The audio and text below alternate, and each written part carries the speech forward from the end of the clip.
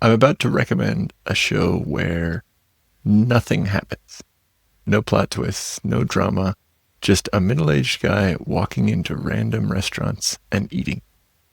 And somehow it became a massive hit in Japan and one of the most underrated tools for learning real Japanese. So what is it? The Solitary Gourmet. It first started as a manga series in the mid-90s, written by Masayuki Kusumi and illustrated by Jiro Taniguchi, but will mostly focus on the drama adaptation starring Yutaka Matsushige. The series started airing in 2012, and there's 10 seasons, 2 streaming seasons, 11 yearly specials, a movie, and even more. The series follows an importer that runs his own business, Goro Inogashira, as he meets with clients and local residents, and while he's just traveling for work. Every episode has a featured dish at a restaurant Goro ends up going to by chance.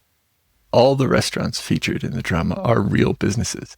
At the end of each episode, manga author Masayuki Kusumi samples the restaurant's real menu and gives his thoughts in an unscripted segment similar to other food reporting programs in Japan.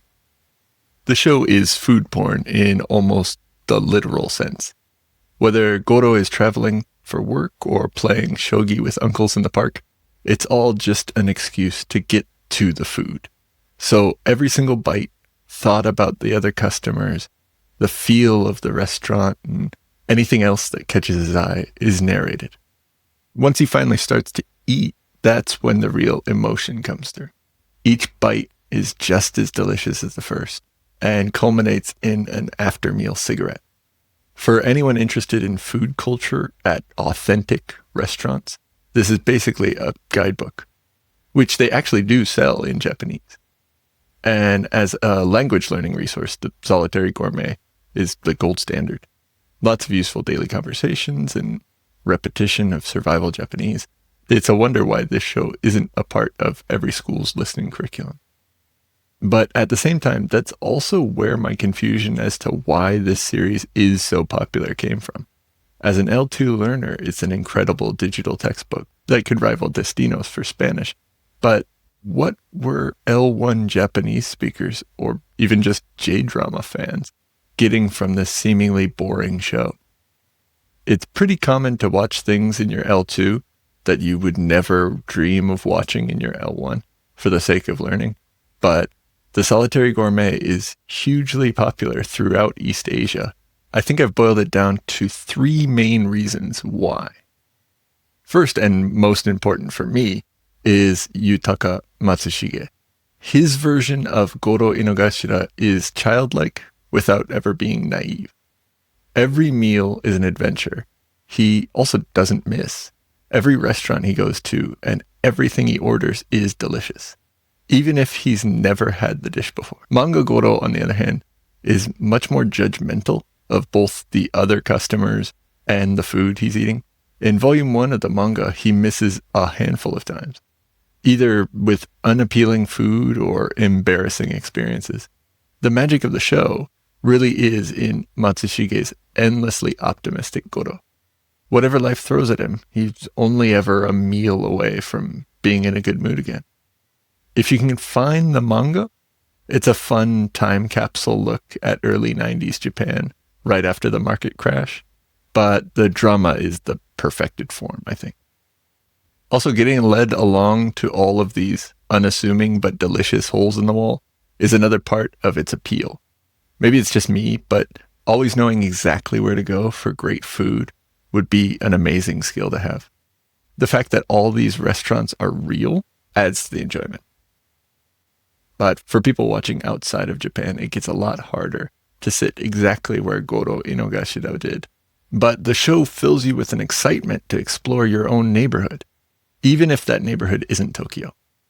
Because there's also this elephant in the room. Goro's flexible work schedule means he's eating all these meals alone and at all hours of the day.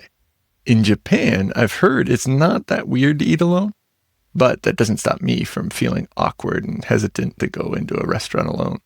Apparently, the Solitary Gourmet was so popular in Korea it effectively created a culture of eating out alone.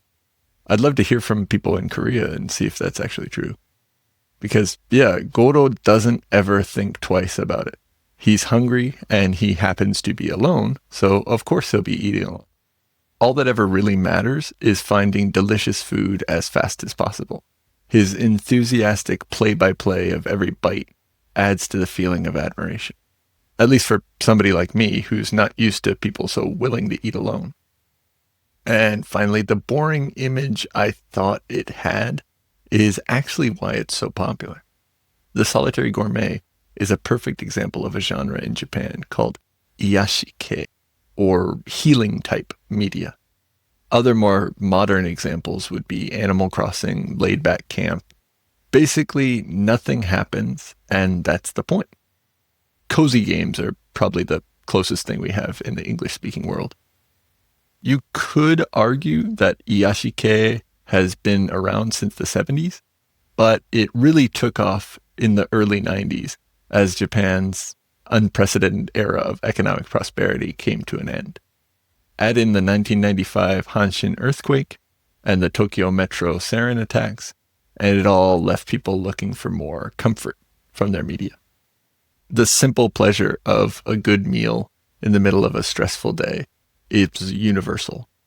This might be a little too woo, but since reading and watching the series, I feel like I've started to be more conscious of the food I eat, the flavors, textures, my mood before and after eating.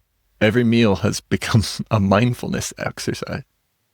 I don't think this is the point of the show. I genuinely think it's just meant to be 30 minutes of brain bleach or something to just have on in the background.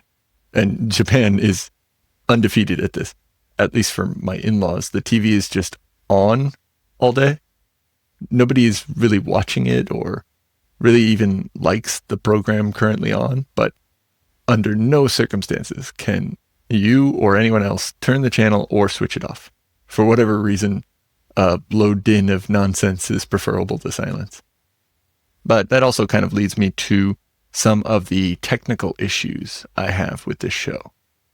It was definitely more pronounced in the manga, but because the viewer always joins the story mid-action, it can have an unsettling, dreamlike quality to it. In one chapter of the manga, it's even stranger because Goro goes to a sweet shop, eats a dessert he enjoys, complains to himself that the shop doesn't sell proper food and that he's still hungry, and then the chapter just ends as he enters a second restaurant where he's told they're not open for dinner just yet, but that he can have a seat. I spent like a day checking the copy I was reading because I was sure it was missing pages.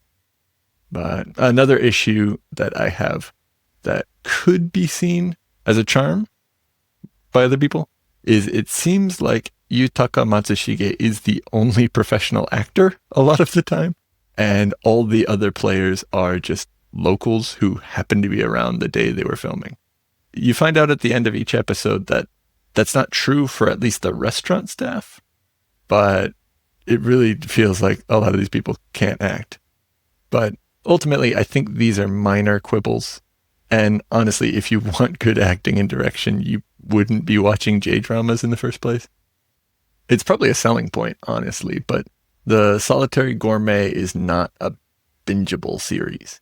Every episode is basically the exact same formula, and that becomes apparent when watching multiple episodes back to back. Maybe thinking of the Solitary Gourmet as a dramatized version of Anthony Bourdain wouldn't be too far off. If you want a quick little snapshot of real working class Japan, then spend 30 minutes with Goro Inogashira as he goes about his day. But if you came to this show looking for drama and character growth and most of the things people expect in a post-prestige TV landscape, you'll probably be disappointed. Just watch one episode of Japanese Christopher Walken sensually eating a meal and then go about your day. I couldn't find an answer online, but mukbangs took off in popularity in the mid-2010s after the Solitary Gourmet premiered. And that got me thinking it might have influenced mukbangs in some way. But Occam's razor says there's probably just something enjoyable about watching someone else enjoy a meal. In planning this episode, I set out to answer the question, why is this popular? And don't think I was able to figure that out, actually. A lot like with the Animal Crossing craze a few years ago, I'm left feeling like I'm missing some essential thing everyone else is enjoying. And with how unlikable Goro Inogashira is in the manga, I guess it's a small miracle we got a drama adaptation in the first place. The Solitary Gourmet is a cozy, slow-paced look at food culture in Japan. And for anyone interested in Japan or the Japanese language, that's huge. Add in the fact that you can visit these restaurants yourself, it's no wonder this show is a hit in Korea, Taiwan, and China too. Why it's almost unknown in the English-speaking world probably somehow has to do with Hollywood cutting mid-budget films and everything becoming franchises, remakes, and superheroes, but I'll leave that for some other podcast. If you want to check out the series and you're outside Japan, TV Tokyo has been uploading the first season with subtitles to their YouTube channel. I highly recommend you give it a shot, and I'll link it in the description. If you're in Japan, you have access to everything on Amazon, Netflix, and YouTube, but none of it has English subtitles, unfortunately. And yeah, I like to end every episode with a few more recommendations that might pair well with our main topic. And this time is 3 more manga turned dramas about food and life in Japan. First, we have Midnight Diner, a Japanese anthology drama series directed by Joji Matsuoka, and the manga was written by Yaro Abe. It focuses on a restaurant chef and owner who encounters people from all walks of life as they enter his simple diner. And next we have a series that just finished airing, Then You Try Making It. It starts with a couple breaking up, actually, because the boyfriend's old-fashioned views on men and women's roles in the household, and then through cooking his now ex-girlfriend's old dishes, he begins to rethink his stereotypical views and their whole relationship. The series just finished airing, so it might be hard to find for streaming and things, but my wife really liked it. It also got her thinking about how her dad treats her mom, which was fun. And finally, we have What Did You Eat Yesterday? About Shiro and Kenji, a middle-aged gay couple living in Tokyo. Honestly, I'll probably end up doing an episode on each one of these series, but in the meantime, definitely check these out after you watch The Solitary Gourmet. But that's our show, and thank you for listening to Like My Anime. If you enjoyed it, I'd check out another episode where I talk about the anime My Dress Up Darling, and the link will be in the description. But for now, thank you so much for exploring Japanese media with me, and I hope you have a great day.